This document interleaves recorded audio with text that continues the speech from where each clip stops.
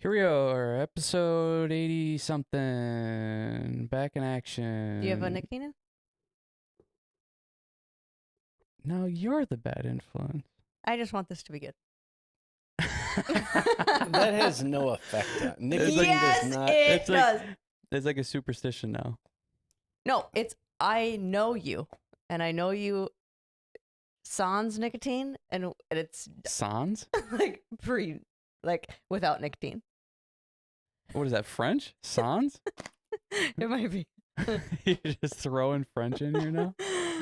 Okay, For our French viewers. Speaking of what do words mean, I'm going to give you a list of words that, what I just figured out today, Gen Alpha, so that's like middle school, high schoolers right now, terms that they use, and I want you to guess what it means. But let me look up what sans mean. It means without. Sans means without. Yeah, okay. All And right. nicotine does not make you smarter, or I'd be a genius if that was the case. It makes him have more life and personality. Life and It's like personality. caffeine. Like you're very like, okay, whatever, and then sparks. Then sparks fly. We should have You did just it like have been taking it for 30 years that it doesn't do anything to you anymore. 40, but yeah. we should have did it. We should have did it halfway through. Chaney first half, nicotine after. Well, It will be a dramatic shift. I'm always mellow toned, nothing in the first half. I was gonna say, I hope you don't say Sure. turned on or No. clicked on. No, Okay, first word. I don't come in hot. First word, Riz. Rizz. What do you think it means? Dad, you can go first because you're around kids even less than we are, because you might know some. I have no idea. Riz. Isn't it like what's the other term for like Use it in Like- like your terms. Like, what would it mean to like? Oh, for maybe even like a phrase like that we would have used. not or, like flirting, but like being able to like pick up girls? like charisma, kind of. Yes. It is exactly that. A term used to describe someone's charisma or attractiveness, especially in a romantic context. 1 for 1. Wow. Okay, the There next we one, go. I don't even know how you say it. Gyat. Gyat. Gyat. Gyat. You know Yeah. what this one is? Mm-hmm. Okay, what do you think it means? You're hungry. Okay. I have no Okay. clue. No, I think it means you have a big ass. No, Oh, that is a no, but I think that there's one that's kind of similar to that that the kids are saying. Because I hear that in class, and it's a word close to that. An exclamation or surprise of admiration, similar to goddamn. Next one. Wait, Oh, how's that pronounced then? Is it Giat? I think or it's Giat. Giat? Giat. I don't know how you'd what's use the it one in a I'm sentence. thinking of then? Okay, next one. Ohio. Oh, I haven't heard this one. So they're Ohio. they're not acronyms. No. This is No. just slang. Yeah, Yeah, it would be slang. like Fire. Oh, yeah, like that's Ohio. redneck. Good guess. That's so Ohio. Boring. Close. A term used to describe something weird, bizarre, or unexpected. This one is Okay. easier. Sus. S-U-S. Oh, suspect. Yeah. Yeah, something that's questionable in behavior. This one's easy. We don't even have to do it. Slay. It's like awesome, whatever. Yeah. Okay, this is for Abby Purcell and Steven. Bet. B-E-T. Bet. Means like yes. Yeah, That's been around for agreeable. decades. That was popular when I was a kid. They say it all of the time. I guess that's not how I would have thought it would have been. It means like Yeah. bet on it. Yeah. You can bet on it. So it's like agreeable. Bet. Low key. On the DL. Is another slang. Describing a slang with another slang. A term used to express mild enthusiasm or to downplay something. Like, I low-key hate that. Like, I don't hate it a lot, but I like kind of hate that. Just you saying that. I drives say me I say crazy. low-key and high-key all of the time. Oh, stop. Then stop. Okay, this one's obvious. Extra. You're just being extra. Yeah. Rizzler. What was the first one? Riz? Riz. Riz, and this one's Rizzler. Yeah. It's similar in meaning. I would think it's kind of a player. Oh, there you go. Yeah, like this is basically the person of that has Riz. He's a Rizzler. So like a term used to describe someone who's good at picking up people and flirting. Next one, Sigma. Sigma. That means one, I think. No, that's alpha. No. Sigma. I don't know. I'm not in a fraternity. A term used to describe someone who is good or cool. Opposite of this one, beta. Oh, beta. Yeah. Yeah. Term used Beta. someone that's weak. Skippity. Oh. Skippity doo. It's an American Family commercial. I've heard this one, but I don't know what it is. A term used to describe something that is bad. Skippity. Huh. How would you ever use that? And who That sounds starts too these? positive. That's so skippity. Okay. Phantom tax. Phantom. Would you go to a government website? Yeah. Phantom tax. FANUM tax. On IRS.gov? I should have been putting these in Phantom sentences, tax? but it's too hard. Like the price you pay. Kind of, yeah. Charge it to the game. Yes, a term used to describe stealing food. These are dumb. These are in the lunchroom. Okay, and then the last one that we hear in class, I've been hearing it way more, and I absolutely hate it. Big back. Oh, this one's funny. The big butt, No. No, big back. it was one that you guessed before. Well, kind of. Along the lines.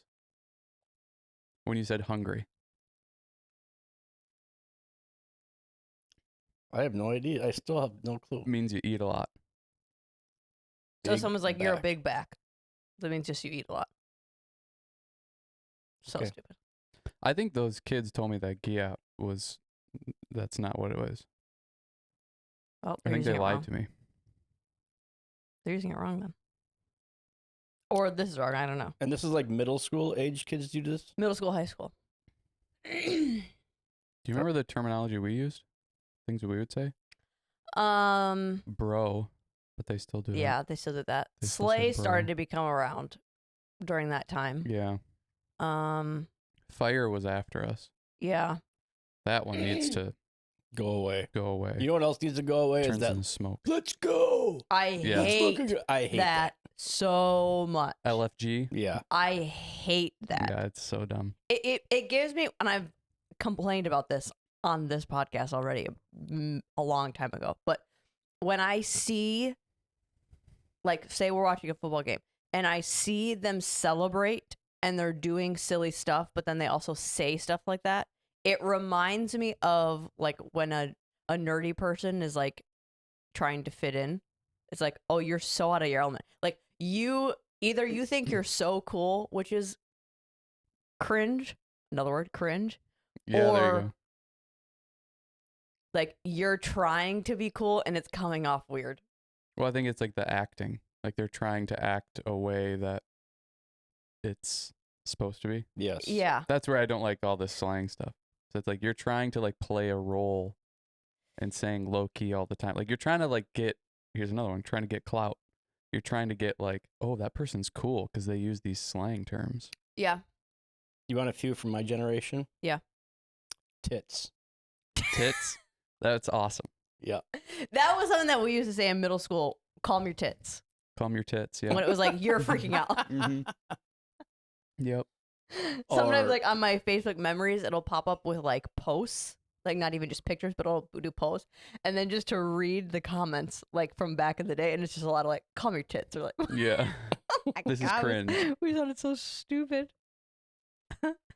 When I was in grade Let me look school, Dude first started. Dude.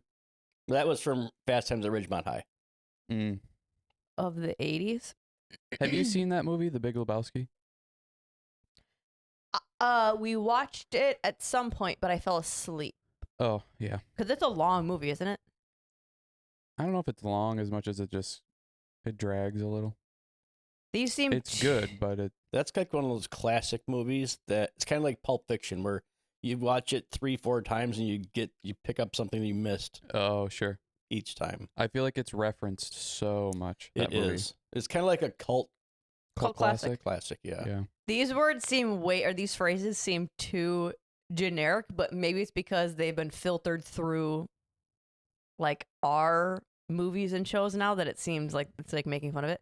The slang from the 80s: rad or radical, tubular, bodacious, gnarly, gag me with a spoon, These are all from cowabunga, like totally, for sure, Breakfast Valley for Girl. sure, no Valley duh, grody, and bogus.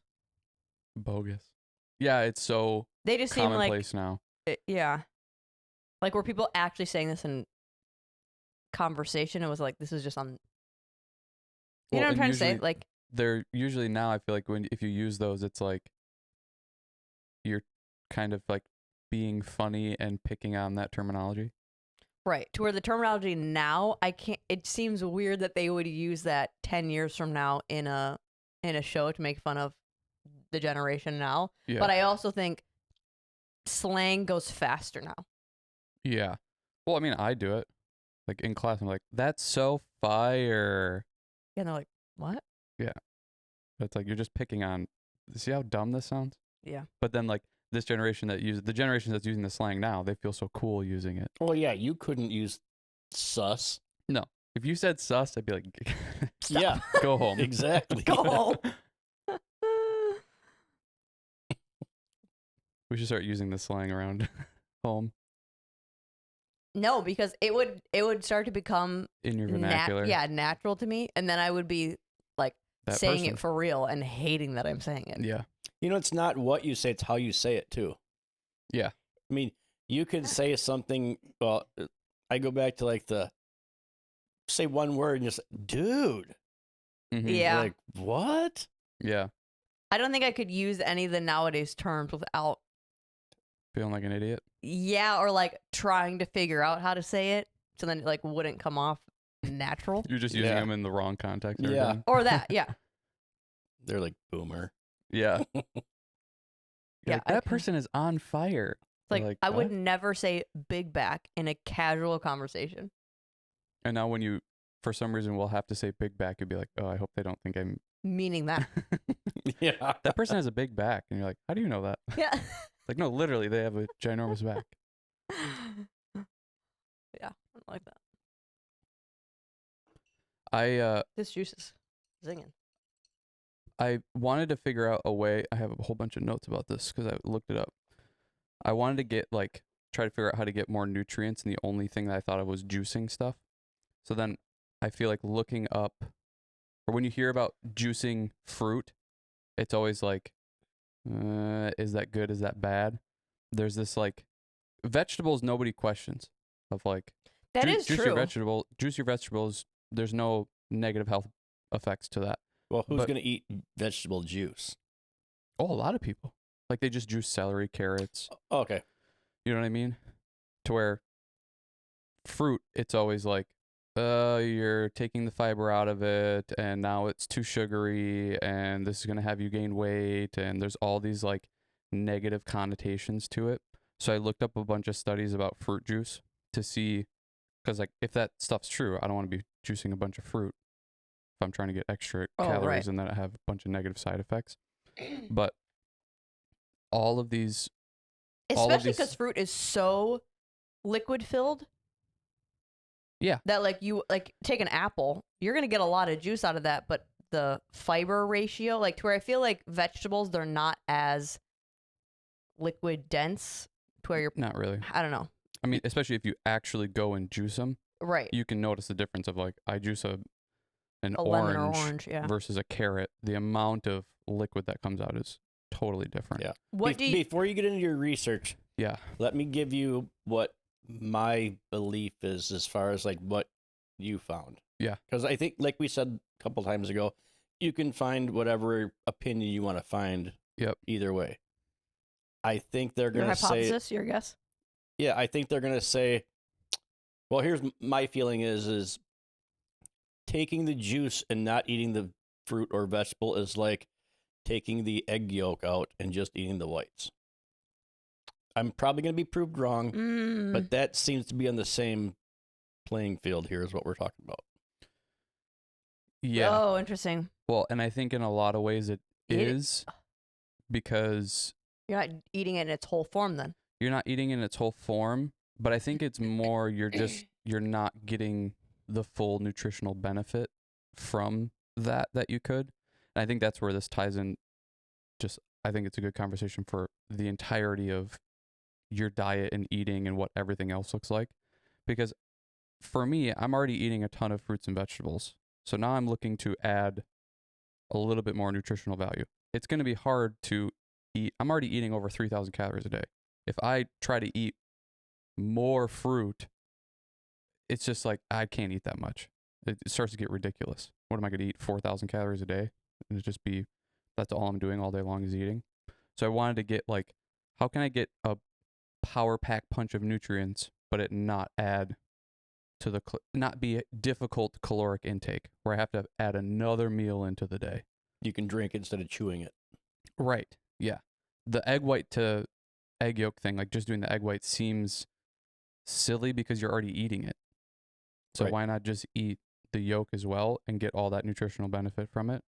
To where kind of like what I feel like you're alluding to of people think the egg yolk is the negative health. Cholesterol. Yeah, the cholesterol part, it's too much cholesterol. To where with the fruit stuff, from what I'm finding is like you're really just getting rid of the fiber to where if you're already eating a ton of fiber, you can get away with getting rid of the fiber in the juice by having the juice.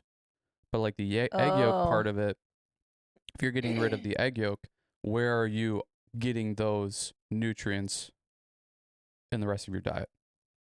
So like one of the major things that I found was they found weight gain associated with fruit juice when over 20% of their caloric intake was fruit juice. So it's like my thought is, How do you eat? especially when this like big movement of juices and how they're so healthy and do the juicing. This was probably when we were kids. I feel like that came along where Especially in the NutriBullet. female space too. yeah, like juicing things and whatever is healthy and you should do that. People they probably were already starting from a not so great diet and then they went to juicing all their stuff and now 20% of your caloric, there's probably way more than 20% was fruit juices and all that kind of shit. It's like, yeah, you're not getting any fiber in your diet. You're probably not getting any protein. Like you're just drinking all of your calories, which is so easy to consume too many calories then. For sure. And not to mention, how many of these people were actually juicing their food? Were they just going to the grocery store and grabbing the orange juice off the shelf? Which is probably sweetened with sugar and a whole bunch of other shit. And then they come out with, cranberry and orange juice combined. And it's all these, if you go buy it at the store, it's going to be hard to find one that's just like 100% pure or whatever. And then if you even do, is what's in there what they say is in there? Right. It's all it's all concentrate. Yeah, exactly. So it's like, how healthy does that end up being? To where they compared a lot of like sugar sweetened beverages to fruit juices. And the main things that they were finding between the two was like the sugar sweetened beverages don't have all of the vitamins and minerals that 100% pure fruit juice does have. So they're seeing all these weight gain and negative side effects from the sugar sweetened beverages, but the fruit juices don't have any association of risk towards all of the things that you could think of, like weight gain, coronary heart disease, cardiovascular disease, diabetes. Like there's no association with fruit juice, but it's these sugar sweetened beverages that have all of the association with. So you're saying fruit juice, like juicing, like actually juicing your fruit and vegetables like you guys do with a juicer. Yep. Does not have any, it wouldn't affect my diabetes? That's what the studies I read said. not only getting type 2 diabetes, but also if you have type 2 diabetes. And it's the same thing with high cholesterol too.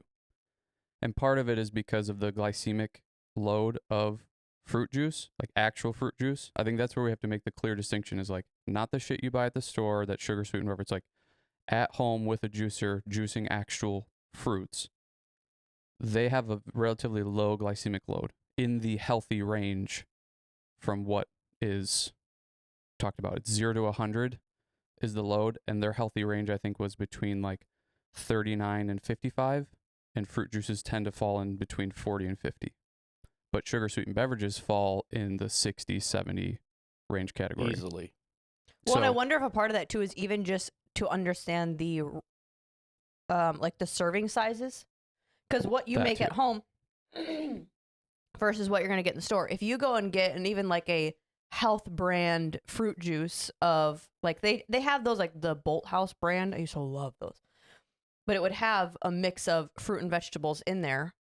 But you're also getting a huge jug, and if you pour a glass of that, you could be getting, I mean, no joke, you could be eating like 6 oranges in there. Because if you Yeah. juice an orange, you're gonna get Yeah, a it's tiny not little that much. sliver, to where it's more like shots that you'd probably be getting versus full juice. I mean, granted, mine's pretty full, but I did 3 sticks of celery. I did cucumber in it. I added a little water to it or ice, whatever.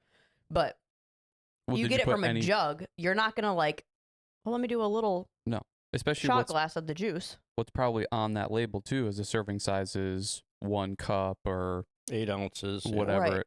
whatever it ends up being. And this is what's going to be difficult for me, but because I'm terrible at knowing how much is what. But 250 to 750 milliliters, they saw no weight gain. Between those upwards of 750, they saw no weight gain That's the size of your drink. of your So fruit what juice. is that compared to? Okay, wait. And So- that's per day. So here's a comparison. Those things you ordered on Amazon the other day were what, 580 milliliters? The containers? Yeah, I think you're right. Yeah. So 750. half that would be 260, 225. 225. And then what's what you said? What's the number you said? 250 to 750. Well, and the way that I thought about it, 750 milliliters is a typical liquor bottle. Oh, yeah. 750 milliliters. Okay, and how much is it okay to do a day? Well, this study did between 250 to 750, and they saw no weight gain, but recommended is like 150 to 300. Okay. To where that's where I would stay. Like a whole whiskey bottle of juice Right. seems That seems crazy. But they saw no significant weight gain from even 750 milliliters, Oh, crap. Okay. which is crazy. Yeah. But again, it's got to be real fruit juice. It can't be this bullshit thing you buy at the store. And I just wouldn't trust it either. Like, they don't have to label everything. So just buy a juicer and do it at home. And you can't say a certain liquid volume amount doesn't gain weight. It depends on the person and their lifestyle. Yeah, I think they had controls in that where it was like you're taking your regular diet of what you eat. But you're right, that's way too difficult to control, most likely, of they eat the same things every day. But it would just be adding in this 250 to 750 milliliters to the regular diet.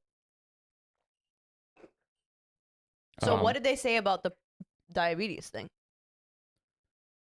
That they're like, as long as you're staying within those ranges, there's no statistical significance of it negatively impacting. It's all like making things better. Lower risk of,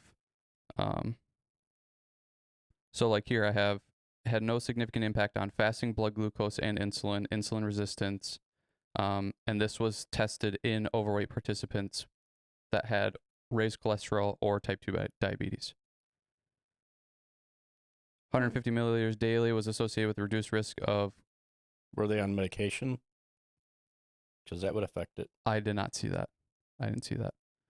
150 milliliters daily associated with reduced risk of cardiovascular disease and coronary heart disease was reduced by 12 to 17% by drinking fruit juice. And probably the biggest factor or like best thing that fruit juice does is it reduces strokes by upwards of 30%.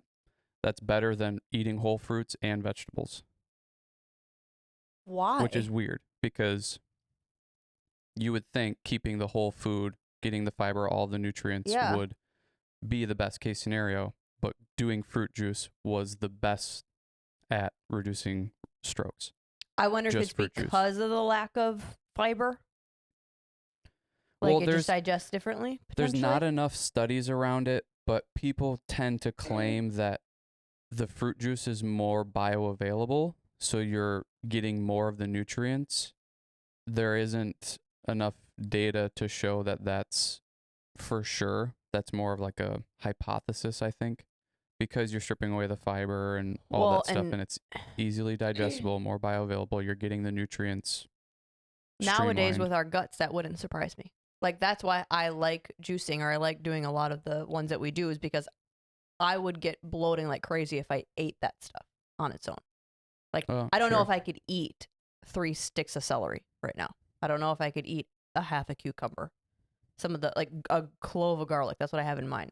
I started eating just cloves of garlic, and it was, I mean, the breath is terrible, so that had to stop. But it made my stomach a little bit more irritated to where I'm juicing it, and I have no problems. So I also think maybe with our guts not being as healthy and resilient as they should be because of all the other stuff that we eat and just generally in people's diets, if we're kind of to that point where we're not able to get the benefits of a lot of food because our system isn't Yeah. working. Well, and I think it's, you tend to take people that eat 10 grams of fiber a day and then they try to make this ginormous health change and now they're eating 60. That's going to do some shit to your gut. Like looking up the fiber stuff too, they talked about that of just it. If you go to increase your fiber intake, you might deal with some gut disruption and all that kind of stuff because it's just not used to that. And that's a lot Something to deal you with. should scale. Yeah, well, scale and I think keep consistent too. Like one day you eat 10 and then the next day you eat 60 and then the next day you eat 10 again and then 60 and you're just kind of not keeping some sort of consistency. Your body's just going to be trying to react to what you're doing all the time, that it might not be set up to be able to deal with that ginormous fiber intake. Well, when I was tracking the last time I did, that was my problem. Is I was basically having little fiber ranges, and then the next day I would have a salad.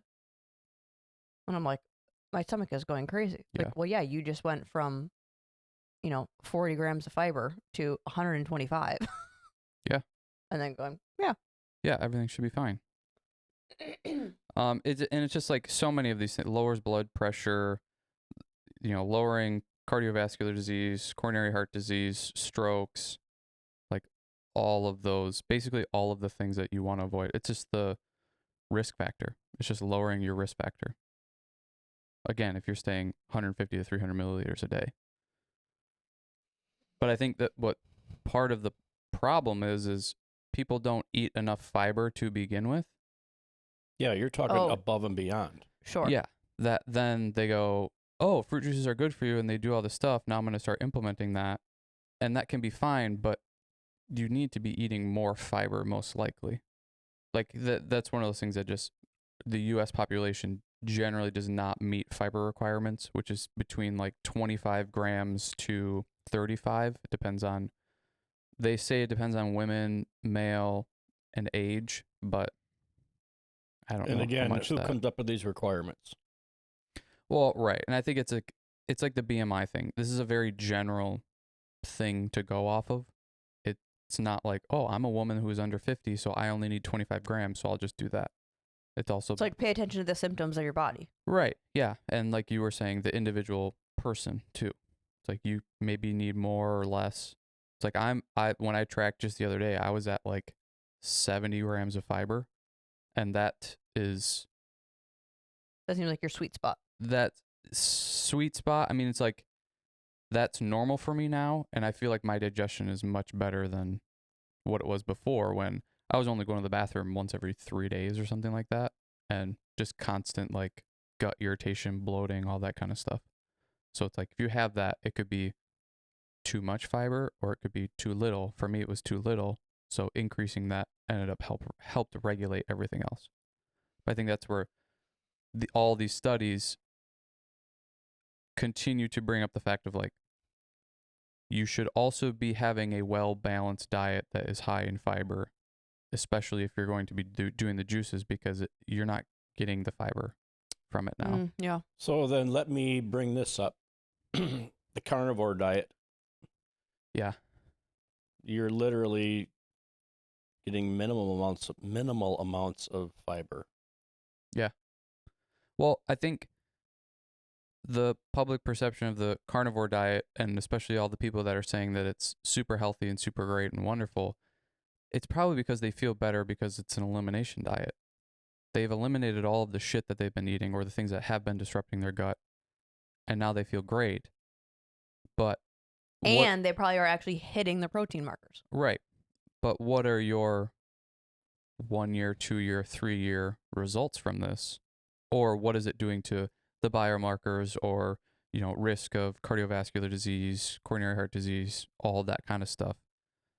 It's like if you're not getting fiber, fiber is one of those things that's so not considered as something that we should be doing. It's not talked about a lot. It's kind of thrown out there, but then nobody really follows that advice because it's not sexy enough, I feel like. Eat more fiber. It's like, yeah, we've heard that before. Who cares? I don't want to, whatever. My fiber's probably fine. They don't think about it. But then everybody has gut issues or... It's also correlated to like weird cereals. Yeah, that too. Like it seems like an outdated term almost. Yeah, your oat cereals. And Yeah. Yep. Grape where- nuts. Yeah. To where with the carnivore, I just don't... For how much we know about food and stuff, to just completely cut out things that are pretty helpful and important to living longer and living better, it just doesn't seem like a long-term solution that makes sense. I think it makes sense to do it in a short term of elimination diet. Hey, what's disrupting my gut? And I can slowly add things back in to see what happens. But there's too much information about fiber and vitamins and mineral intake that you're not going to be getting, that I don't know. It doesn't seem like a long-term solution. So, Dad, what are your thoughts on that with the juicing? With you, I don't think I'll be trying it because of the what? because for me, I know fruit. I guess I haven't tested after fruit juice. But like I've had fruit and then test my blood sugar and it spikes. But that should happen after you eat, anyways, right? Yeah, anything you put into your body spikes your glucose. So how would you actually be able to test that to know if it's Well, I think I could eat negatively- my normal breakfast with and then without the juice to see what the numbers are. I think that would be because you have a control of what you normally eat. Then you add in the juice. difference. Well, I think you'd probably see more of a spike. I would be more curious to see what your A1C is, because that takes the 3-month average of what's going on to where, sure, you could be getting, these spikes after eating fruit or taking fruit juice compared to what you're eating now, especially because it's a new thing that you're eating that your body maybe doesn't know how to react to that. It's going to have to secrete insulin and do more than what it's used to. It's just the same as like if you eat more versus eat less, your blood sugar should spike more because it's producing more insulin to take care of the blood sugar and all that kind of stuff. But the A1C, I think, would be more interesting because you have this longer period of time to see, is my A1C going up because of this extra intake versus staying the same versus lower? Because if you just take the one daily metric, that doesn't show the overall picture of what's happening long term. I see what you're Mm. saying. Yeah. But again, that would be so hard to regulate, I think. To stay, you know what I mean? Because you have days where you eat different foods. And, you'd have to eat the same amount of the same food every day for 3 months. Yeah.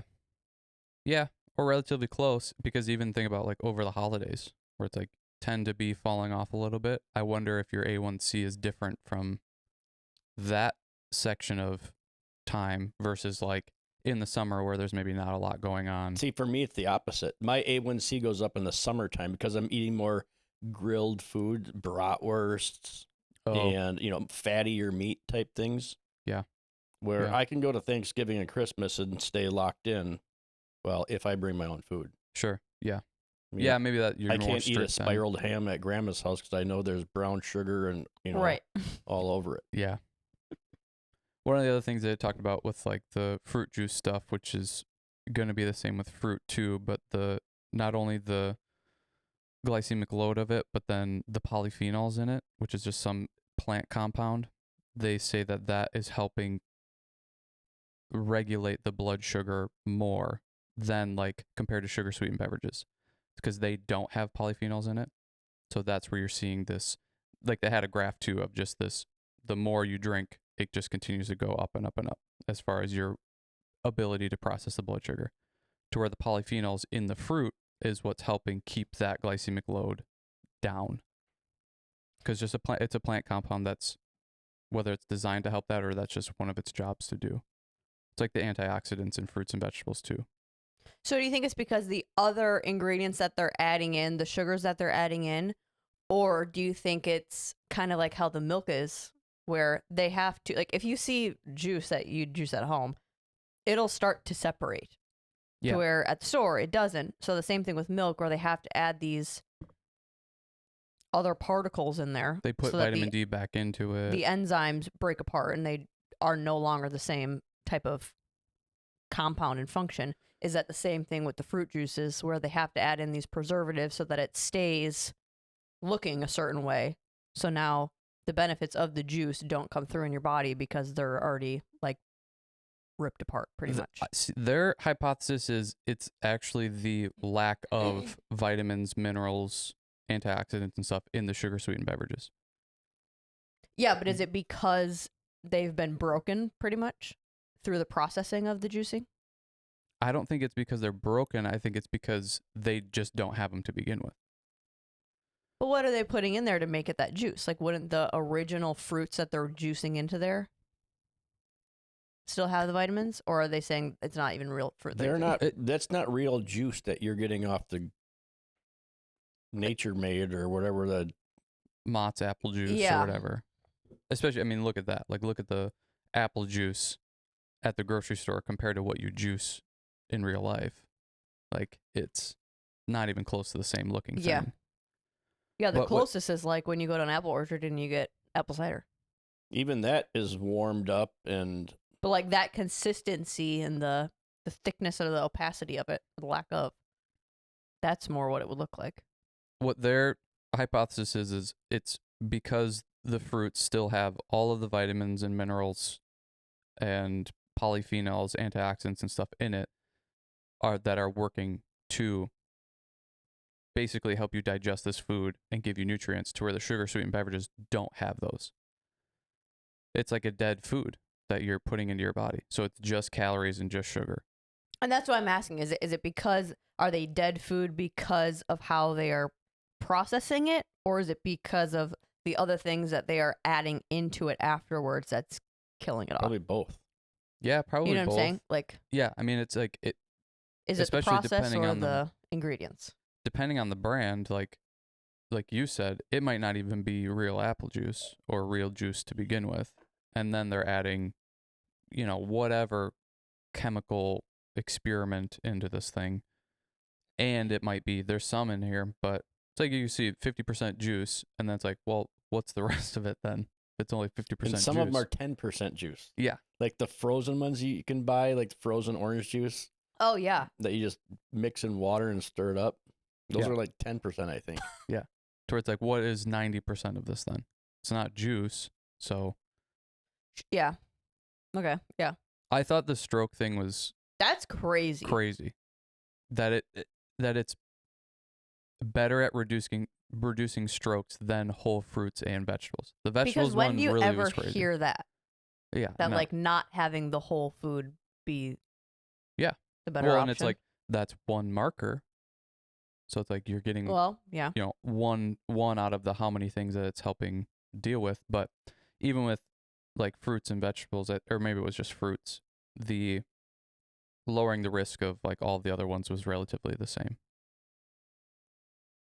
Was that article published by Ronco, the juicing company? Or? No, it was like a meta-analysis. Basically, just reviewed all of the studies they could find on fruit juices and comparisons of sugar-sweetened beverages and stuff like that. So it was like a giant Summary of all the summary other of all studies. of them. Yeah.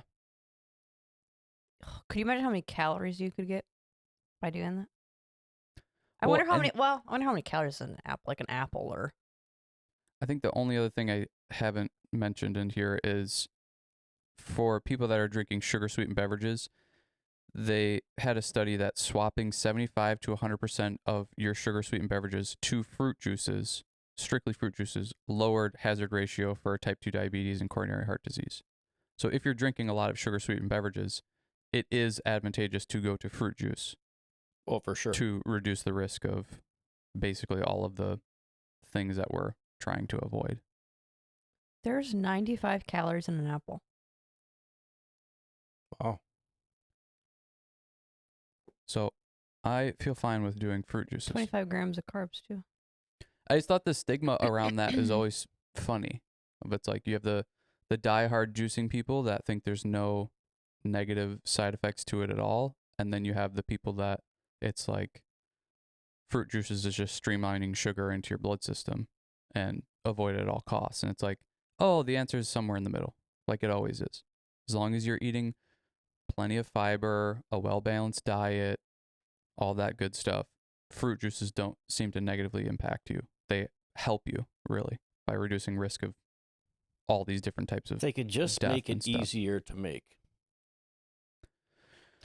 Yeah, ours that's- is not that great. Yours is a pain in the ass to clean. Yeah, I've seen ones that they're much easier. Like Ellie from high school, she had one and it was way easier. It's almost like the food processor type of thing. Like there's less gadgets that you have to connect. So I think we just got a cheaper one way back in the day. But there's ones where it's like a 2-part. Mm. Do it and plug it in. Might be more expensive. But I don't mind ours. It's just breaking. yeah. Just real rickety, and so many plastic pieces have broken off of it now that it's just like way too. But that's people's Fragile. main Yeah. main concern, not concern with it, but negative of it is just the hassle of having to do it. The prepping all your fruits and vegetables and cutting it up and then putting it in there, the cleanup afterwards. And I think people have this misconception that it's going to create like a full glass. Yes. So it's Oh, like, no, yeah. you got to create like, you're thinking like shots. Yeah. Because they're like, I have to do 5 oranges just to get a. It's like, well, you're Right. not. Don't do that. Right. Don't try to fill a glass because, yes, you will use an entire And then you're bag of drinking something. more than what you should have. Exactly. Which is also probably connected to why people have the negative connotation with it. Because, like, well, yeah, but you're not supposed to have 5 oranges. Yeah. Well, I mean, according to that, as long as you're within 150 Well, to 300 milliliters, everything should be fine and good to go. But people tend to, because now it's like, now you're not drinking water and people are only drinking this juice and it's way easier to drink. It's more fun to drink because it tastes better. So now you're going to end up over consuming it most likely, unless you have some sort of strict protocol of like, I just have my morning juice. It's this much. And that's, I think you have to Where it look at goes. it as a supplement, like a vitamin, or like Yeah. your apple cider vinegar, Yeah. where I have a measured amount every day. Yeah. It's like a daily vitamin. yeah, it should not be a Thirst staple. quencher. It like I said, 20%. Don't have it over 20% of your caloric intake, which it's like it's kind of obvious to. Yeah, don't have your whole diet be based around your fruit juices that you're doing. It's like you need to be eating a whole bunch of other stuff. Yeah. Garlic is awesome. I'm looking at benefits of juicing garlic. Yeah. That's, well, one of them, like, boosts your digestive enzymes. So I'm happy that I've been doing it in the morning before I'm eating. But it's, like, crazy good for your immune system. Oh, yeah. Like, it regenerates those cells, or can help regenerate those cells. I feel like Great for lowering cholesterol. typically those funky tasting things that maybe you only want in small amounts to like help flavor stuff end up having like really good health benefits. Things that are a lot easier to eat and more tasty.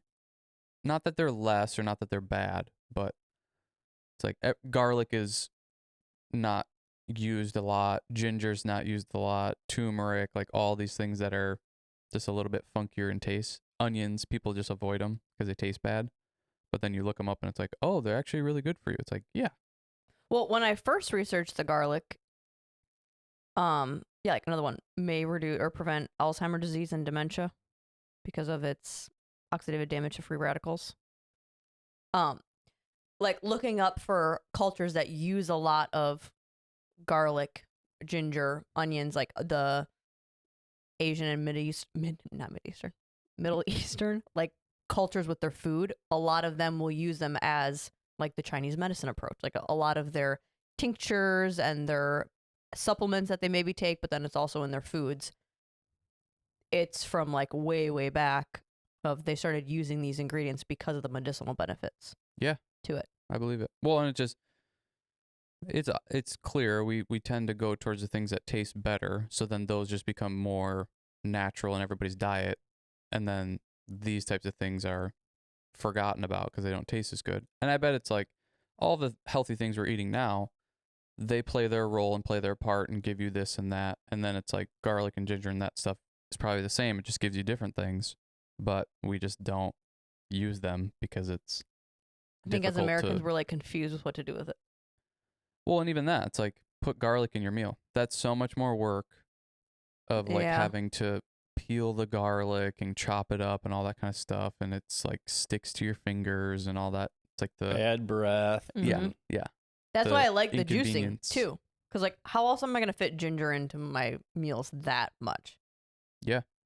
Where it's like I'll juice it. Well, and that's how I felt about like they talk about carrots with like eye and skin health and all that kind of stuff, and it's like I don't eat any carrots, so I'm like I'd rather get it in juices. That's easier to me than cutting them up and putting them in meals and stuff like that. This is interesting. Garlic was one of the earliest performance-enhancing substances.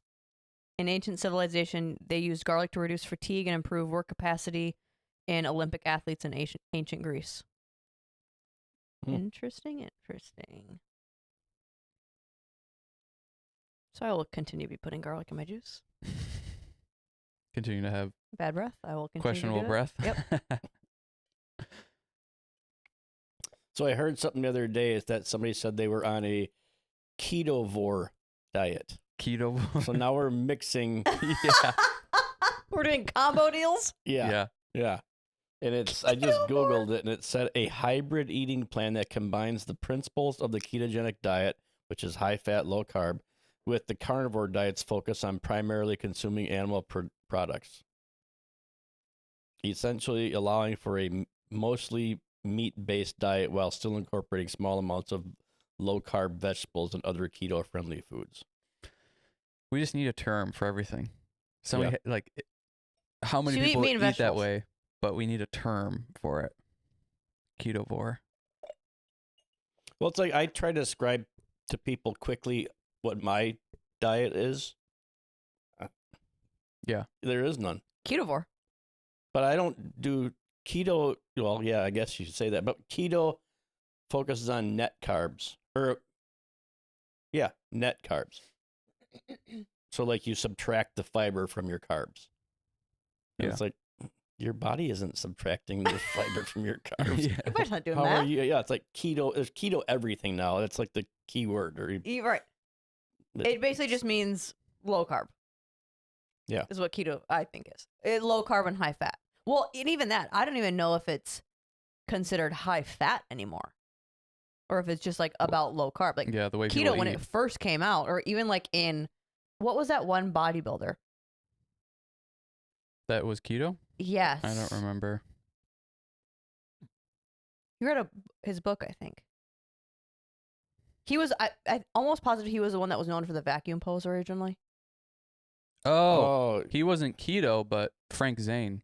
But didn't his diet kind of, it wasn't called that then, but. Well, I mean, kind of. Like, he would do two or three days of like, I mean, bodybuilder, so he's going to the extremes, but he would do 2 or 3 days of like zero carbohydrates, basically as close as he could to get to zero carbohydrates. And then he would do like a 250 plus carbohydrate day. And I don't understand that. So it was like a binge restrict type of thing. And I don't remember. He listed all like the science in the book. Yeah, I don't remember the reasoning or why, but I did it for a little while and programmed my workouts to be leg day on the carbohydrate day. And that was crazy to notice the difference of what your food to your workouts then and the effects of carbohydrates. I mean, you just felt like the leg day, I just felt like I could go forever because you're having this just ginormous jump in carbohydrates compared to your other days where you're getting none. But that's almost like a intermittent fasting type thing where it's like because it takes, well, at first could take a month and a half to get into ketosis, to get your body to start burning fat as energy rather than the carbs as energy. So with his doing that every 3 days, like your body's not getting into ketosis. And so you're just low energy. I don't think his purpose was to get into ketosis. I think it was more of a restrictive eating, more of a fat burning, keeping low fat, keeping low, whatever you want to call it. Trying to continuously burn fat to keep a low body fat percentage. This is him at 80 years old. Wow. Yeah, he was the one that kind of like and even introduced the vacuum pose. So now like looking at his stomach. Kind of impressive too of a bodybuilder living to 80 years old. Right. Especially from that era. I don't think he was a super roided up. That whole era too was not what you see now of like they're taking every single steroid they can find. Yeah. Yeah, he seemed to be more dialed into the diet stuff before most people were and experimenting with that and trying to find new things and do new things. Like everybody else was just kind of classic eating, and then once you get towards the competition day, like you reduce calories a little bit and you do a little bit more cardio, to where he was more like, I'm formulating a plan for my entirety of the year of the workouts and like bodybuilding the entire year with diet included, and really trying to manipulate those factors rather than the other people just manipulating the exercises and rep ranges and how their workouts are and stuff like that. That'd be a good book to read again. Although, no, it'll get me back into the... Yeah. It's like what you said about watching the Dr. Mike. It's hard to listen to people talking about that style of working out without wanting to work out that way. Yeah. Yeah. But what time are we at? I don't know. We're good. Any last remarks, Dad, on your last podcast of January? Oh, it's been fun. The weather sucks down here, but... Yep, it does. Yeah, it sounds like it kind of sucks everywhere. Yeah. Well, it's at home, it's like high of -2 and single digits for the high, and I'm bitching about it being 50 degrees here. Like, I got to put a sweatshirt on again today? Yeah. It hasn't been great. No, well, even just like the lack of sun too. Yeah. The sun hasn't been out that. If it was at least sunny, I think it would have been a little bit easier, more manageable. But But did you say it's supposed to be warm now? Getting warmer. Today, yeah, Okay. for the foreseeable forecast, it's going to be mid to high 70s, low 80s, Okay. and sunny. That's fine. Still might be chilly, but Chilly? we're used to like 90 degrees. Yeah, but to me, what they say for the temperature means nothing if it's sunny out. Because you get into the sun and it feels 10 degrees warmer. Sure. It's like you're walking under a heat lamp. Well, and especially in Florida, the weather is never accurate, it seems like. Yeah, you're right. What they forecast is not. It doesn't happen. There's just too much activity and changing down here, like within the day, it seems like. Yeah. There was one day last week where it was like only going to be a high of 61 and it ended up being like 68 degrees. It's like, that's a ginormous difference in temperature. Especially the rain. They don't know how to calculate the rain. No.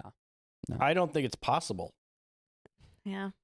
When water's coming in over the Gulf of America. That's weird. So like that is what it's called now? It's like what we go to the beach. That is the Gulf of America now. That's Well, what we're calling it. in the United States, it is. I'm guessing Mexico isn't calling it that. Yeah. Yeah. I don't think it's like an official name change. It's just people trying to call it that. Which, Okay. how many people are not going to follow that too? Everybody that voted for Biden or Yeah. Kamala. Yeah, so it's either Gulf of Mexico or Gulf of America, depending on. That'll tell you who. Yeah. Everyone wants to know what side everyone's on. You call it one thing. Right. But just another thing to divide us, which is great. Yeah, true. Okay. All right. See you later.